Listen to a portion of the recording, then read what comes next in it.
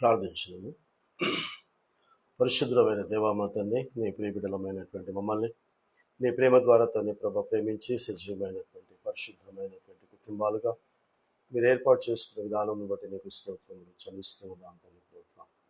అయినా ఈ యొక్క 6వ మాసంలో 2వ పరిశుద్ధ పునరుత్థాన దినమున తండ్రి ప్రభ మరి నీ యొక్క పరిశుద్ధ వాక్కులను ధ్యానించడానికి తండ్రి ప్రభ నీ ఆత్మ సహాయ నడిపింపు మీరు అనుగ్రహిస్తూ ఉంటుండగా తండ్రి ప్రభ అట్టి ఆత్మ సహాయ నడిపింపుతో తండ్రి ప్రభ ఈ లోకంలో తండ్రి ప్రభ నీ మీద ఆధారపడి మీ ద్వారా పోషించబడుతూ నీ ద్వారా తండ్రి ప్రభ నాయన తండ్రి ప్రభ రహస్య రాకడకు సైతం సిద్ధపరచబడుతూ నాయన తండ్రి ప్రభ ప్రతి అవసరాల అక్కర్లన్నీ కూడా తండ్రి ప్రభ నీ ద్వారా తండ్రి ప్రభ మేము తీర్చుకుంటూ ఈ లోకంలో సాక్షులుగా తండ్రి ప్రభ జీవించే ఆధిక్యత మా అందరికీ తండ్రి ప్రభ మీరు కలిగించేయమని లైవ్లో వింటున్న బిడ్డలకును ఆ తర్వాత కూడా వినై ఉన్నటువంటి బిడ్డలకు తండ్రి ప్రభ నీ కుడి హస్తాన్ని చాచి తండ్రి ప్రభ నాయన తండ్రి ప్రభ వినగలిగేటటువంటి చెవులను గ్రహించే మనస్సును దయచేయండి. అస్వస్థులుగా అనారోగ్యాలుగా బలహీనులుగా ఉన్నటువంటి బిడ్డలను మీరు ముట్టండి, స్వస్థపరచండి, పరిపూర్ణమైనటువంటి ఆయుధారోగ్యాలతో జీవింపచేయండి. మా ప్రేమ రక్షకుడైన యేసుక్రీస్తు పేరిట తండ్రిని అతి వినయముగా బ్రతిమాడి వేడుకొంచున్నాము స్వామి, ఆమేన్. దేవుని యొక్క అతి పరిశుద్ధమైనటువంటి శక్తి కలిగిన నామములకు హృదయపూర్వకమైనటువంటి స్తుతులు స్తోత్రాలు చెల్లిస్తూ ఈ సమయంలో పరిశుద్ధ గ్రంథములో నుండి యేసుక్రీస్తు పలికినటువంటి కొన్ని మాటలను ఈ సమయంలో మనం జ్ఞాపకం చేసుకున్నాం. యేసుక్రీస్తు ప్రభువారు విశ్వాసులకు కావలసినటువంటి మాటలు, ఆయనను నమ్ముకున్న వారికి, ఆయనను పంపించినటువంటి తండ్రిని నమ్ముకున్నటువంటి వారికి యేసుక్రీస్తు ప్రభుల వారు చెప్తూ ఉన్నటువంటి ఈ మాట మనమందరము కూడా వినాలి, దానికి తగినటువంటి విధముగా జీవించాలి. కాబట్టి ఈ సమయంలో యేసుక్రీస్తు పలికినటువంటి మాటను లూకా సువార్తికుడు రికార్డ్ చేసి పెట్టాడు. యేసుక్రీస్తు మాటలను లూకా గారు, వైద్యుడైనటువంటి లూకా గారు రికార్డ్ చేసి పెట్టినటువంటి ఆ మాటలను ఈ సమయంలో మనం జ్ఞాపకం చేసుకుందాం. లూకా సువార్త 12వ అధ్యాయం, లూకా సువార్త 12వ అధ్యాయము 22వ వచనము, లూకా సువార్త 12వ అధ్యాయం 22వ వచనం నుండి కొన్ని మాటలను ఈ సమయంలో జ్ఞాపకం చేసుకున్నాం. అంతటా ఆయన తన శిష్యులతో ఇలా అన్నాడు.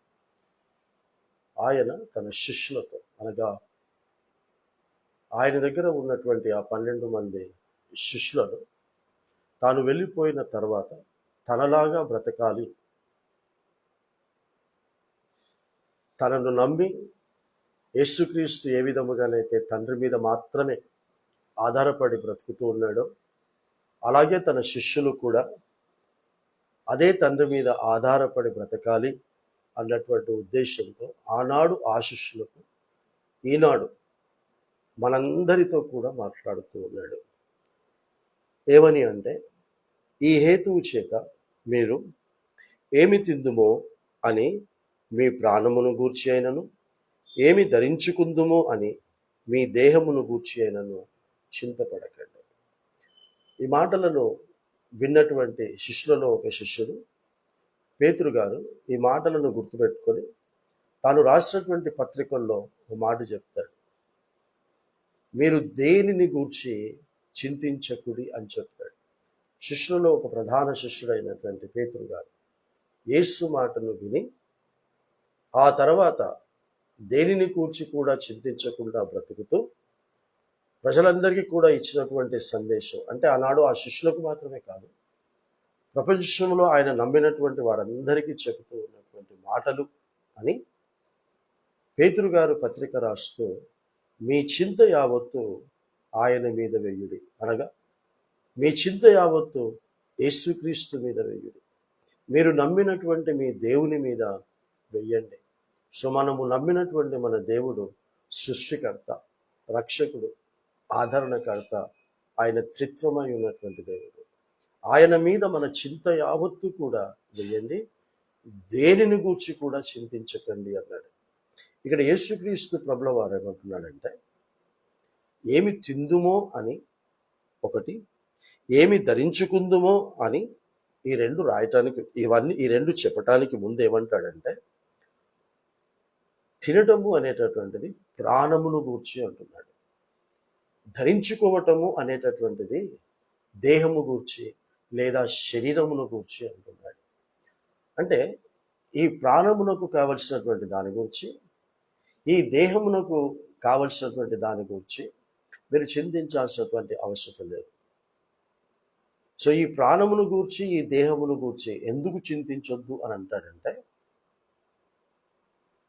చూడండి, ఆహారము కంటే ప్రాణమును, వస్త్రము కంటే నీ దేహమును గొప్పవి కావా.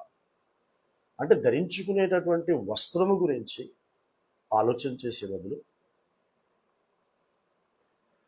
ప్రాణమును కాపాడుకోవటానికి తినేటటువంటి తిండి బదులు ప్రాణము గొప్పది అని ఆలోచన చేయండి, దేహము గొప్పది అని ఆలోచన చేయమని చెప్తున్నాడు. కాబట్టి ఈ దేహము, ఈ ప్రాణం, ఈ రెండు కూడా దేవుని వలన మనకు కలిగినది. దేహము దేవుని వలన కలిగింది, ప్రాణము కూడా దేవుని వలన కలిగింది కనుక ఆ దేహమునకు కానీ ఆ ప్రాణమునకు కానీ అవసరతగా ఉన్నటువంటిది. ఈ దేహము ఏమి ధరించుకోవాలో, ఈ ప్రాణము దేనిని ఆహారముగా పుచ్చుకోవాలో, ఏ సమయంలో పుచ్చుకోవాలో, ఏమి ధరించుకోవాలో అది మన ప్రభువుకు తెలుసు. ఆ ప్రభువు మనకు ఇస్తాడు అని ఇక్కడ చెబుతూ ఉన్నాడు.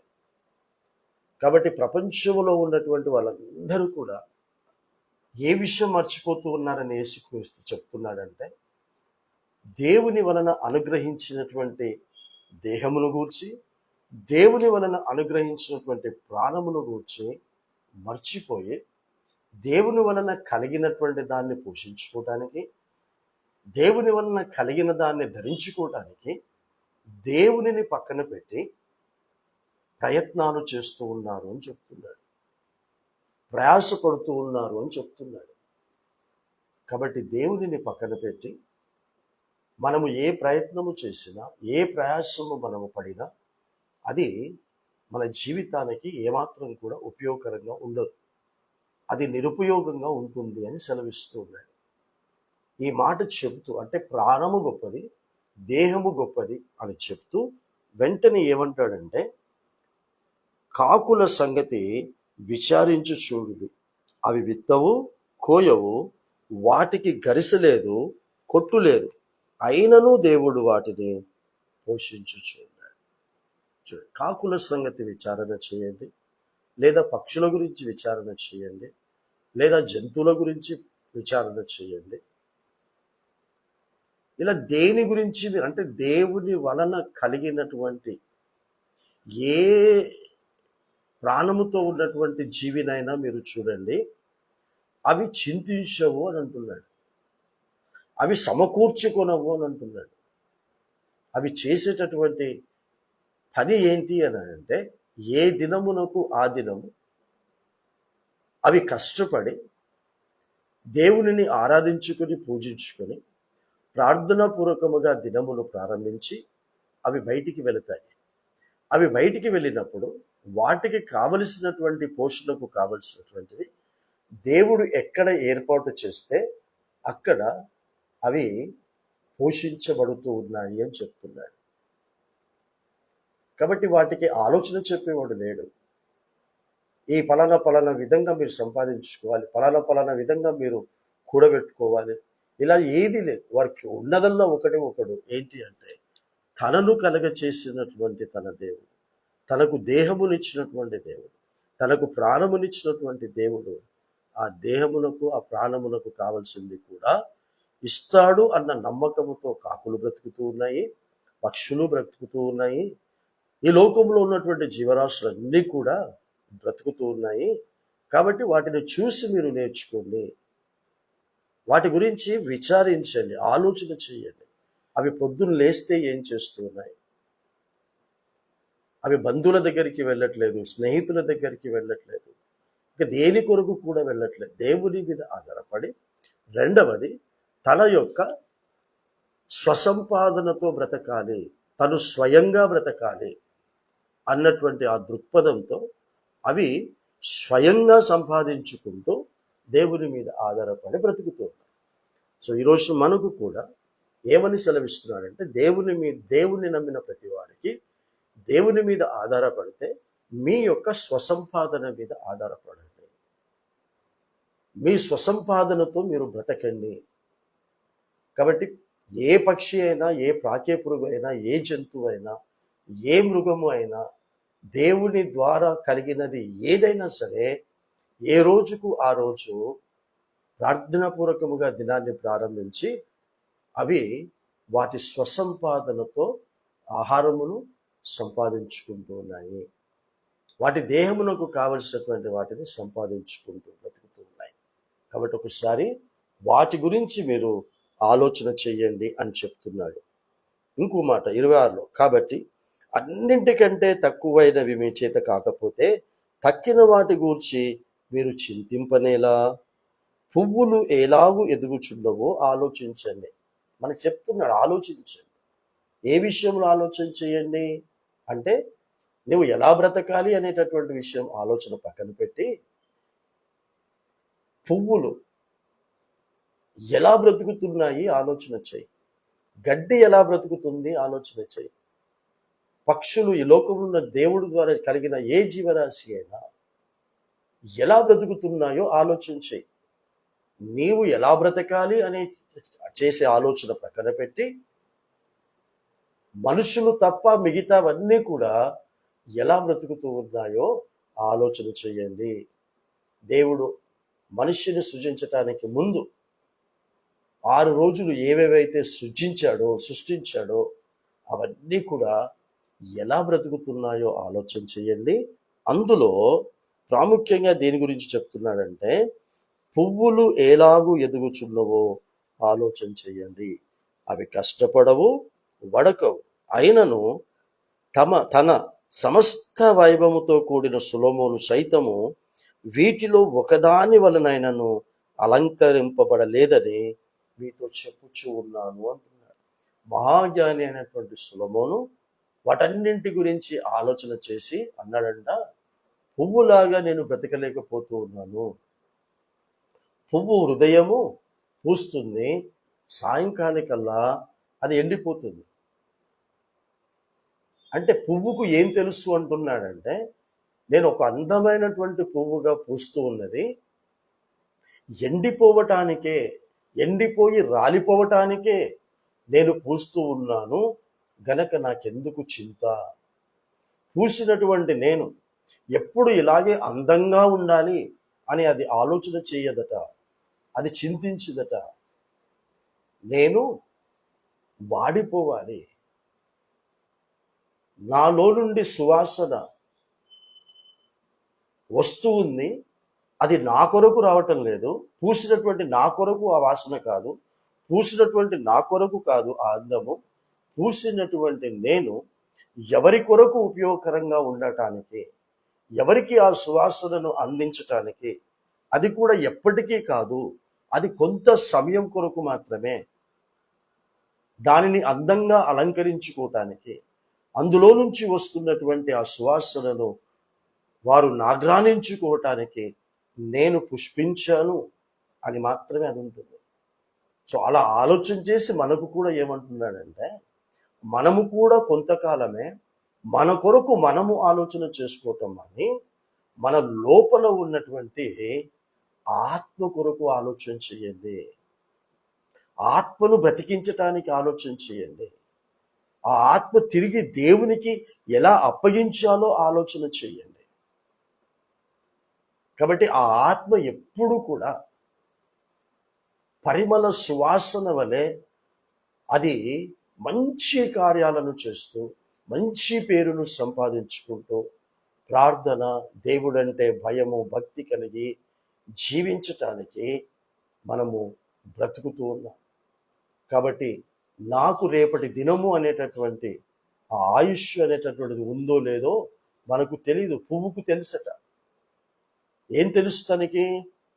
నేను ఎప్పటికీ ఉండను గనక ఉన్నంత సమయములో నేను దేవుడు ఏ పని కొరకైతే నన్ను చేశాడో ఆ పనిలో మాత్రమే నేను నిమగ్నమై ఉంటాను అని ఆ పువ్వులన్నీ కూడా అనుకుంటున్నాయి.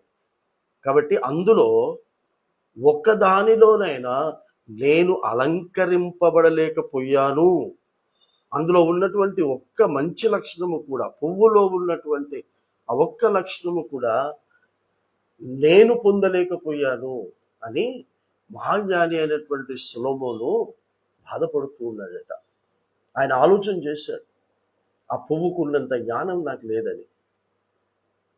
అందుకే ఆయన చీమలను గురించి కూడా రాస్తూ, ఓ సోమరి, చీమల యొద్దకు వెళ్ళి బుద్ధి తెచ్చుకోమని చెప్తూ ఉన్నాడు. కాబట్టి ప్రతి దాన్ని కూడా మనం చూసి నేర్చుకోవలసినటువంటిది చాలా చాలా ఉంది అని ఈ పరిశుద్ధ గ్రంథము ద్వారా దేవుడు మనకు బోధిస్తూ ఉన్నాడు. సొలొమోను ఈ మాట అని ఆ తర్వాత ఏమంటాడంటే, యేసుక్రీస్తు ప్రభు నేడు పొలములో ఉండి రేపు పొయ్యిలో వేయబడు అడవి గడ్డి నీ దేవుడు ఇలాగూ అలంకరించిన ఎడలా.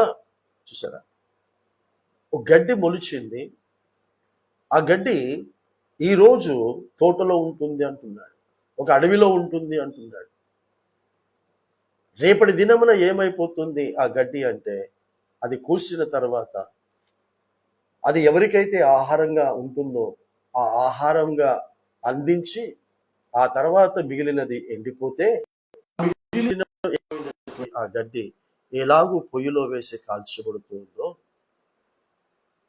అంతకంటే మనకు శ్రేష్టమైనటువంటి విశ్వాసమైనటువంటి మనల్ని గురించి ఏమంటున్నాడంటే, చింతిస్తూ చింతిస్తూ మీరు విశ్వాసమును కోల్పోయి మీరు ఇప్పుడు ఎలా ఉన్నారు అని అంటే అల్ప విశ్వాసులుగా ఉన్నారు అంటున్నాడు. అంటే అటు విశ్వాసములో లేరు, ఇటు పూర్తిగా విశ్వాసము గలవారుగా లేరు, విశ్వాసము లేనివారుగా కాకుండా అటు ఇటు కానటువంటి అల్ప విశ్వాసులుగా మీరు యేసుక్రీస్తు ఇక్కడ అది సంబోధిస్తున్నాడు.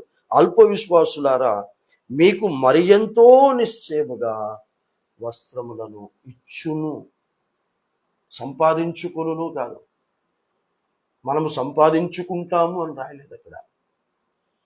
ఇచ్చును. దేహమును ఇచ్చినవాడు దేహమునకు కావలసినది ఇచ్చును. ప్రాణమును ఇచ్చినవాడు ప్రాణమునకు కావలసింది ఇచ్చును. అంటే ప్రాణమునకు కావలసినటువంటి ఆహారము గురించి ఆలోచిస్తున్నాం, చింతిస్తున్నాం. దేహమును ఇచ్చాడు, దేహమునకు కావలసినటువంటి ధరింప చేసుకునేటటువంటి వస్త్రముల గురించి ఆలోచిస్తున్నాం, చింతిస్తున్నాం. కానీ ఆ దేహమునకు ఆ ప్రాణమునకు ఇంకొకటి ఇచ్చాడు, అది ఆత్మనిచ్చాడు. కాబట్టి ఆత్మకు కావలసినటువంటిది దాని గురించి ఎవరూ చింతించటం లేదు. ప్రాణమునకు కావలసిన దాని గురించి చింతిస్తున్నారు, దేహమునకు కావలసిన దాని గురించి చింతిస్తున్నారు, కానీ ఆత్మకు కావలసిన దాని గురించి చింతించటము లేదు, ఆలోచన చేయటం లేదు అని ఇక్కడ జ్ఞాపకం చేస్తూ అల్ప విశ్వాసులారా అని పిలిచి ఏమని చెప్తున్నాడంటే, మరి ఎంతో నిశ్చయముగా దేహమునకు కావలసినది ప్రాణమునకు కావలసినది ఇస్తాడు. ఎప్పుడు ఇస్తాడు? ఆత్మకు కావలసినది పొందుకోవటానికి మీరు ఆలోచన చెయ్యండి. దాని కొరకు మీరు ప్రయాసపడితే ప్రాణమునకు దేహమునకు కావలసింది కూడా ఇస్తాను అని చెబుతూ, ఏమి తిందుమో ఏమి త్రాగుదుమో అని విచారింపకుడి, అనుమానము కలిగి ఉండకుడి. చాలా ప్రాముఖ్యమైనటువంటి మాట. ఏం చెప్తున్నాడంటే, అనుమానము కలిగి ఉండకండి, సందేహించకుండా ఉండండి. కాబట్టి నేను ఏదైతే తలంచుతానో, నేను తలంచినది తప్పకుండా నా జీవితంలో జరుగుతుంది అన్నటువంటి ఆ నమ్మక విశ్వాసంతో మీరు ఉండండి. అనుమానముతో ఉండకుడి అన్నటువంటి ఈ మాటకు మార్క్స్ వార్త 9వ అధ్యాయంలో ఒక తండ్రితో అన్నటువంటి మాట నేను మీకు ఎప్పుడు గుర్తు చేస్తూ ఉంటాను. ఏమంటాడంటే ఇక్కడ తండ్రితో 23వ వచనం, 9వ అధ్యాయం 23లో, ఏమనను నీ వలన అయితే మా మీద కనికరపడి మాకు సహాయము చేయమని యేసుక్రీస్తు ప్రభుల వారి దగ్గరికి ఒక వ్యక్తి వచ్చాడు, ఒక తండ్రి వచ్చి ఈ మాట చెప్తే అందుకు యేసు ఏమంటున్నాడంటే, నమ్ముట నీ వలనైతే నమ్మువానికి సమస్తమును సాధ్యమే అని అతనితోనూ నీతోనూ నాతోనూ మనందరితో చెప్తున్నాడు. కాబట్టి అనుమానము కలిగి ఉండకూడదు, అపనమ్మకము కలిగి ఉండకుండా నమ్ముట మన వలన అయితే సమస్తమును కూడా మనకు సాధ్యము అన్నాడు. ఎప్పుడైతే ఆ వ్యక్తికి ఈ మాట చెప్పాడో, ఆ మాట విన్నటువంటి వ్యక్తి ఏం కోరుకుంటున్నాడో చూడండి. వెంటనే ఆ చిన్నవాని తండ్రి, నమ్ముచూ ఉన్నాను, నాకు అపనమ్మకము ఉండకుండా సహాయము చేయమని బిగ్గరగా చెప్పాను. బిగ్గరగా అన్నటువంటి పదము దగ్గర నంబర్ 1 నోట్ ఉంది. కింద ఫుట్ నోట్లో మీరు చూస్తే కన్నీళ్లు విడుచుచు అడిగాడట. ఏమని? నాకు అపనమ్మకము కలగకుండా సహాయం చేయి ప్రభువా, నేను అనుమానము కలిగి బ్రతకకుండా నాకు సహాయం చేయి ప్రభువా అని కన్నీటితో ఆ చిన్నవాని యొక్క తండ్రి యేసు పాదాల మీద పడి మొరపెడుతూ ఉన్నాడు.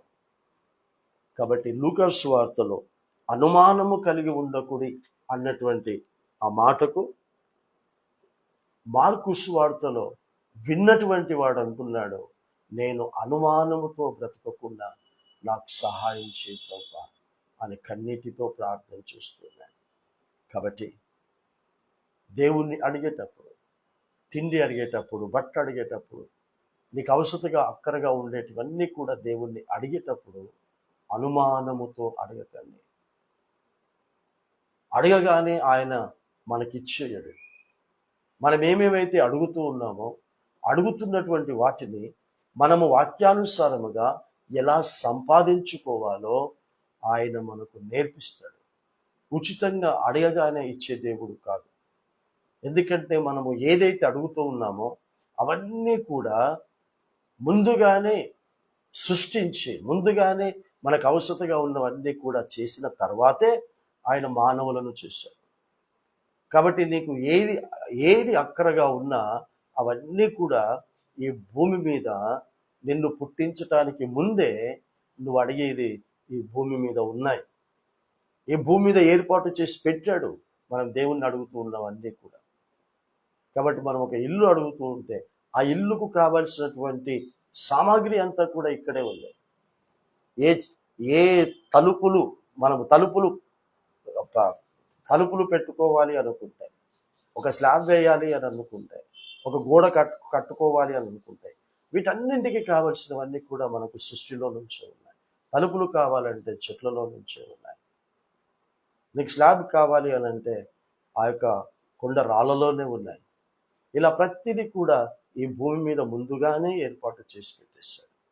కాబట్టి ముందు మీరు అనుమానము లేకుండా, అపనమ్మకము లేకుండా మీరు కన్నీటితో ప్రార్థన చేయండి.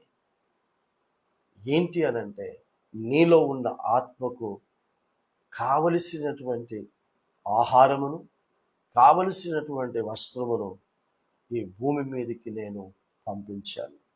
ఆహారము కొరకు, ఆ వస్త్రము కొరకు ఆలోచన చేయమని ఇక్కడ చెబుతూ ఉన్నాడు. ఇంకేమంటున్నాడు చూడండి. ఎవరు వీటన్నింటి గురించి ఆలోచన చేస్తాడంటున్నాడంటే, ఈ లోకపు జనులు వీటన్నింటినీ వెతుకుదురు, ఇవి మీకు కావలసినవని మీ తండ్రికి తెలియను. చూసారా? ఈ లోక సంబంధమైనటువంటి మనుష్యులు నేను చనిపోయిన తర్వాత పరలోకానికి వెళ్ళాలి అనేటటువంటి దృక్పథముతో బ్రతకనటువంటి క్రైస్తవులు వీటన్నింటి గురించి వెతుకుతారు.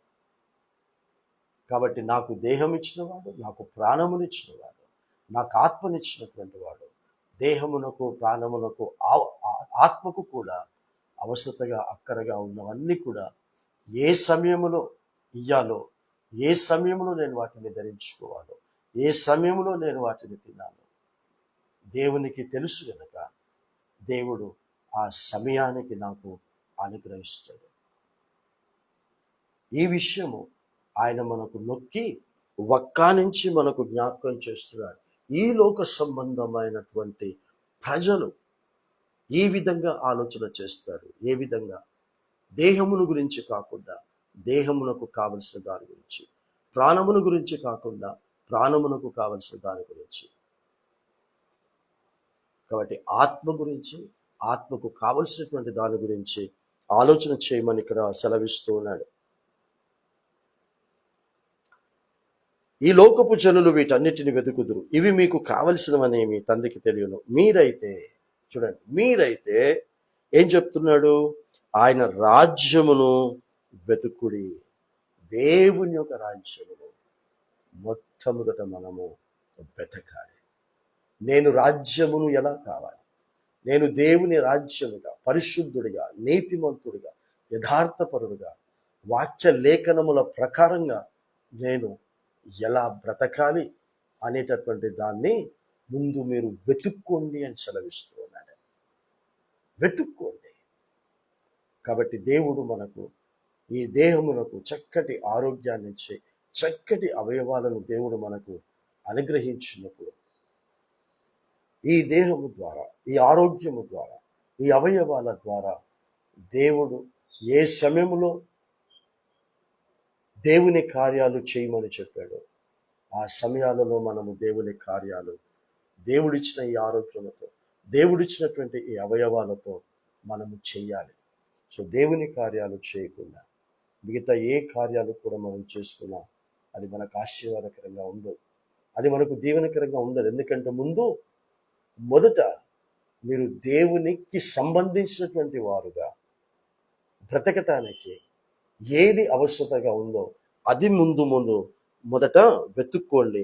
దానితో కూడా ఎప్పుడైతే మనం అది వెతుక్కుంటామో, ఎప్పుడైతే దేవునికి సంబంధించినటువంటి పరిశుద్ధత, నీతిని మనం కలిగి ఉండటానికి మనం వెతుకుతూ ప్రయాసపడతామో, అప్పుడు వాటితో పాటు ఇవి మీకు అనుగ్రహించబడును. అంటే దేని గురించి అయితే మనం చింతిస్తూ ఉన్నామో, ఏదైతే మనకు కావాలని ఆలోచన చేస్తూ ప్రయాసపడుతున్నామో, అప్పుడు వీటితో పాటు అవి కూడా మనకు అనుగ్రహించబడతాయి అని చెప్తున్నాడు. కాబట్టి మొదట లోక సంబంధమైంది, తర్వాత పర సంబంధమైంది అని చెప్పలేదు ఇక్కడ. మొదట పర సంబంధమైనది, ఆ పర సంబంధమైన దానితో పాటు లోక సంబంధమైనది దేవుడు మనకు అనుగ్రహిస్తాడు అని చెప్తూ ఉన్నాడు. అలా చెప్తూ ఎలా ముగిస్తాడు అని అంటే, చిన్న మంద భయపడకుము, మీకు రాజ్యము అనుగ్రహించుటకు మీ తండ్రికి ఇష్టమై ఉన్నది. సో మన తండ్రికి ఏది మన కొరకు ఇష్టమై ఉన్నది అంటున్నాడంటే, దేవుని యొక్క రాజ్యము మనకు ఇవ్వటానికి దేవునికి ఇష్టమై ఉన్నది. సో దేవునికి ఇష్టమై ఉన్నది నాకు కలగాలి అని మనం ఇష్టపడాలి. కాబట్టి దేవుడు ఈ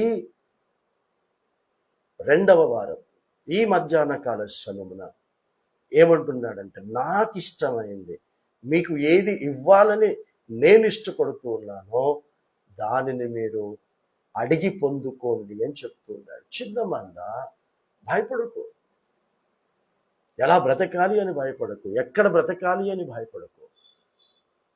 మనకు దేవుని యొక్క రాజ్యము, దేవుని యొక్క పరిశుద్ధత, దేవుని యొక్క నీతి మనకివ్వటానికి ఆ దేవుడు ఇష్టపడుతూ ఉన్నాడని ఒక మనుష్యుడు చెప్పినటువంటి మాటలు కాదు, నీవు నేను నమ్మిన మన ప్రభు అయినటువంటి యేసుక్రీస్తు చెప్పిన మాటలు ఇవి. కాబట్టి ఆ మాటలని ఈ సమయంలో పరిశుద్ధాత్మలో, పరిశుద్ధ గ్రంథములో నుండి చదివి మనము అర్థం చేసుకుంటూ ఉన్నాం. కాబట్టి అర్థం చేసుకుంటున్న ఈ క్షణము నుంచి అయినా విని దేవునికి కోపం పుట్టించేటటువంటి వారుగా కాక, విని ఇలాంటి మార్పు మనము పొందుకొని, ఆ మార్పు కలిగినటువంటి జీవితముతో దేవుడు ఏదైతే మనకి ఇవ్వాలని ఇష్టపడుతున్నాడో అది మనము పొందుకొని దేవుణ్ణి సంతోషపరిచేటటువంటి వారుగా మనముందా. కాబట్టి ముందు దేవుణ్ణి మనము సంతోషపరిచి, తర్వాత మనము సంతోషంగా ఉంటాం, తర్వాత మన కుటుంబస్తులను, మనకు సంబంధించిన వారిని మనము సంతోషపరుస్తాం. ఆ విధమైనటువంటి ఆలోచన దృక్పథముతో మనం ఈ లోకములో బ్రతకాలి. మీకు కలిగిన వాటిని అమ్మి ధర్మము చేయుడి. పాతగిలినవి సంచులను పరలోకమందు అక్షయమైన ధనమును సంపాదించుకొనుడి. అక్కడికి దొంగరాడు చిమ్మిట కొట్టదు. మీ ధనం ఎక్కడుండునో అక్కడనే మీ హృదయమును ఉండును. కాబట్టి పాడైపోయేటటువంటి దాని కొరకు మీరు చింతించి, మీరు ప్రయాసపడి, కష్టపడి మీరు సంపాదించుకొని కూడబెట్టుకుంటే అది ఏది కూడా మన జీవితంలో ఉపయోగపడదు అని సెలవిస్తున్నాడు. కాబట్టి ఎంతోమంది పుడుతున్నారు, ఎంతోమంది పెరుగుతూ ఉన్నారు, ఎంతోమంది సంపాదించుకుంటున్నారు, వెళ్ళిపోతూ ఉన్నారు. సంపాదించి వెళ్ళిపోయినటువంటి వారు వారి కొరకు, వారి పిల్లల కొరకు సంపాదించి పెట్టారు. సంపాదించి పెట్టి ఇప్పుడు ఎక్కడెక్కడ సంపాదించి పెట్టాడో తెలియదు. పెట్టిన తర్వాత ఆయన పోయిన తర్వాత ఎవరి పేర్లు నామినీలుగా రాశాడో తెలియదు. సో ఇప్పుడు ఆయన పోయిన తర్వాత ఇప్పుడు ఉన్నటువంటి వారి యొక్క ప్రయాసం అంతా ఏమై ఉంటుంది అని అంటే, మా తండ్రి చనిపోయి వెళ్ళిపోయాడు, మా తల్లి చనిపోయి వెళ్ళిపోయింది, కాబట్టి మా కొరకు ఎంతో సంపాదించి పెట్టాడని చెప్పాడు, మా కొరకు ఆ బ్యాంకులో ఈ బ్యాంకులో పెట్టాడని చెప్పాడు, కాబట్టి వాటిని ఇప్పుడు మేము సొంతం చేసుకోవాలంటే ఏం చేయాలి అంటే ప్రభుత్వము వాళ్ళ యొక్క రూల్స్ అండ్ రెగ్యులేషన్స్ చూపిస్తాయి. మీకు సంపాదించి పెట్టి వెళ్ళినప్పటికీ కూడా మరి దానిని మీ పేరు మీద నామినీ చేసి ఉండకపోతే అది మీకు లభించదు.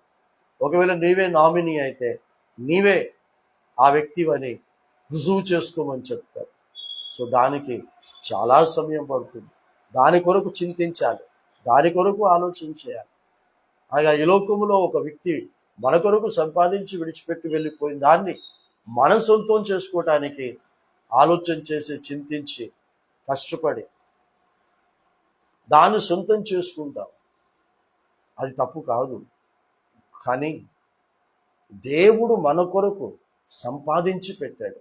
యేసుక్రీస్తు మన కొరకు సంపాదించి పెట్టాడు. అది సంపాదించటానికి నేను వెళుతున్నాను అని అన్నాడు. యోహాను సువార్త 14:4 చెప్తున్నాడు. ఇదిగో మొదటి వచనం నుండి చెప్తూ ఉన్నాడు, ఇదిగో మీరు నా యందు విశ్వాసం ఉంచి ఉన్నారు, నా తండ్రి యందును కూడా మీరు విశ్వాసం ఉంచండి. నేను మీ కొరకు స్థలము సిద్ధపరచ వెళ్ళుచు ఉన్నాను. మీ కొరకు ఇల్లు కట్టడానికి నేను వెళుతున్నాను. మీ కొరకు అక్కడ చక్కటి నివాస స్థలములను నేను ఏర్పాటు చేయటానికి వెళుతున్నాను. ఈ రోజున యేసుక్రీస్తు నీ కొరకు, నా కొరకు అక్కడ పనిచేస్తూ ఉన్నాడు. చక్కటి భవనాలను నిర్మిస్తూ ఉన్నాడు. చక్కటి నివాస యోగ్యమైనటువంటి గృహాలను మనకు నిర్మిస్తూ ఉన్నాడు. ఈ లోక సంబంధమైనటువంటి నివాస గృహములను లేదా స్థలాలను మన కొరకు సిద్ధపరిచి వెళ్ళిపోయారు.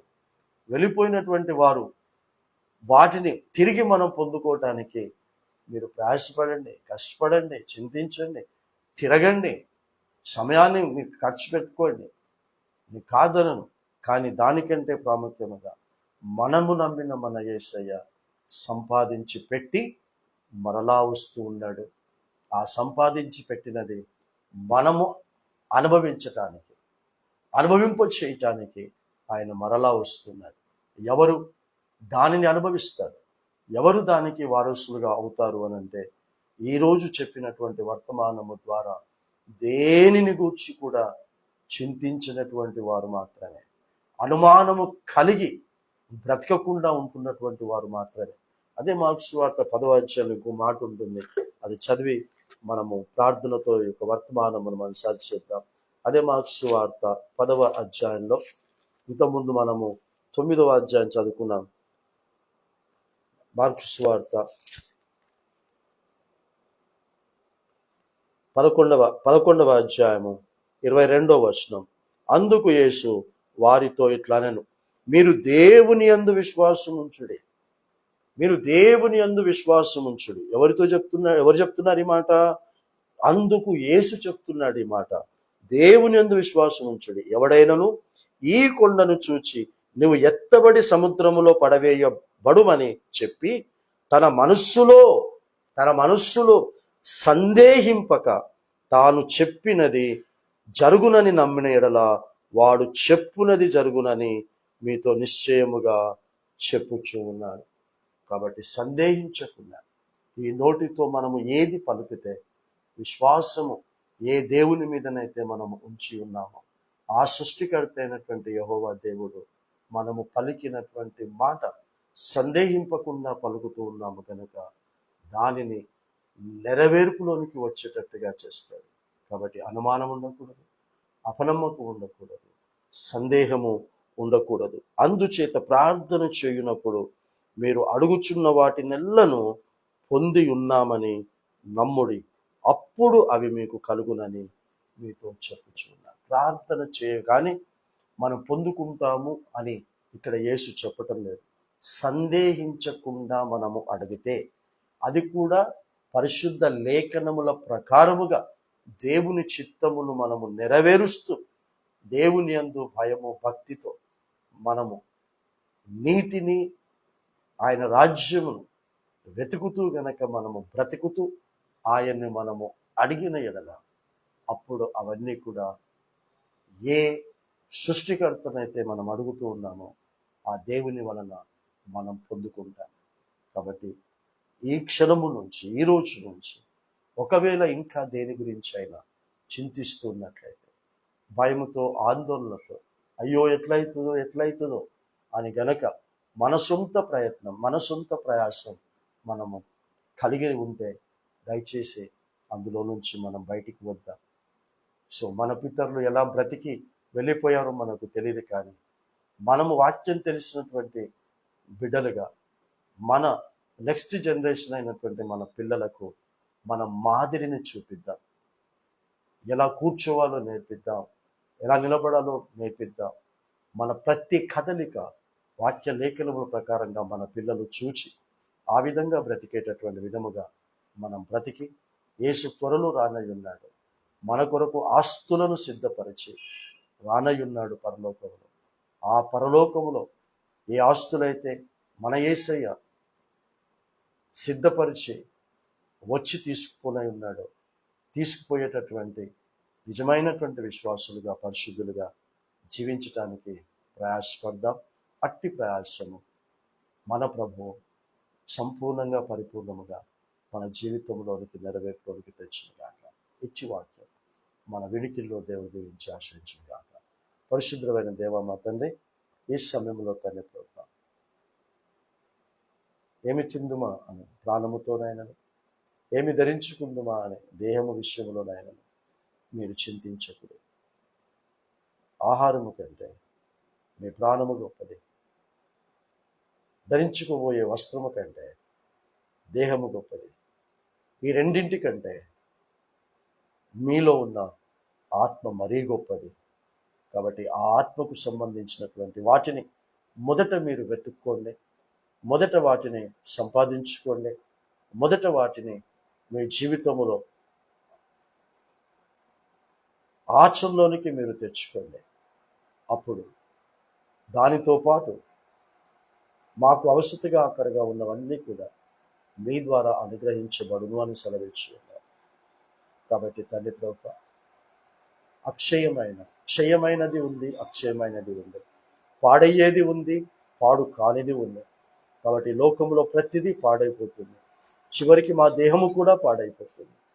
కానీ పాడు అవనిది తండ్రి ప్రభువా నువ్వున్న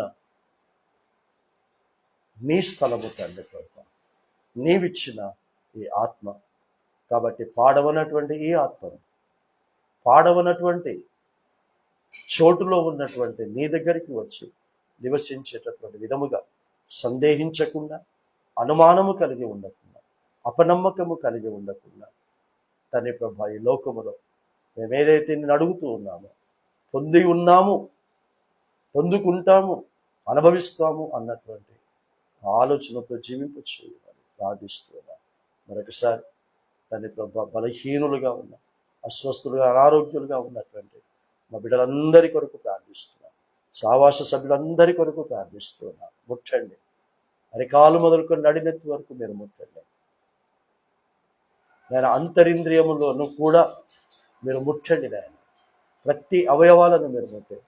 సంపూర్ణ స్వస్థతను, పరిపూర్ణమైన ఆరోగ్యంలో మీరు కలుగచేయమని తండ్రి ప్రభు ప్రార్థిస్తున్నాను.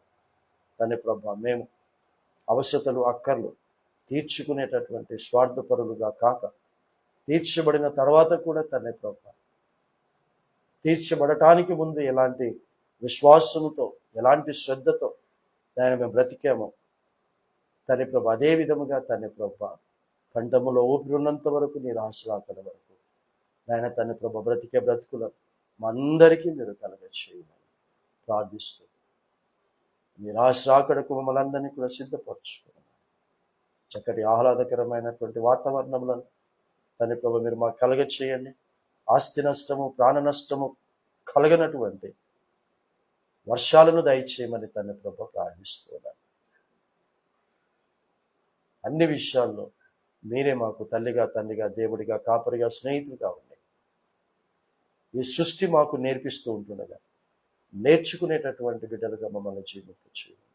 సృష్టిని మా కొరకు చేశావు, మమ్మల్ని నీ కొరకు చేసుకున్నావు అన్న ఆ సత్యమైనటువంటి ఆలోచనతో ఈ లోకంలో జీవింపచేయగలను. మా ప్రభువు రక్షకుడైన యేసుక్రీస్తు తండ్రిని అతి వినయముగా బ్రతిలాడి వేడుకొంచున్నాము స్వామి. ఆమేన్. ఇప్పుడు మన తండ్రి యొక్క, కుమారుని యొక్క, పరిశుద్ధాత్మ యొక్క ప్రేమ, కృప, అన్యోన్య సహవాసం, సమాధానం, సకల దీవెనల ఆశీర్వాదం మనకును, కుటుంబాలకును, భూమి మీద నివసిస్తున్న సకల విశ్వాసులకును, సత్యరాజ్య సువార్త ప్రకటిస్తున్న ప్రతి అభిషిక్తునికి, అభిషిక్తురాలకి ఇప్పుడు ఎల్లప్పుడు సదాకాలము తోడై నీడైండును గాక. ఆమేన్. ప్రైజ్ లార్డ్ అండి. అందరికీ వందనాలు. God bless you all.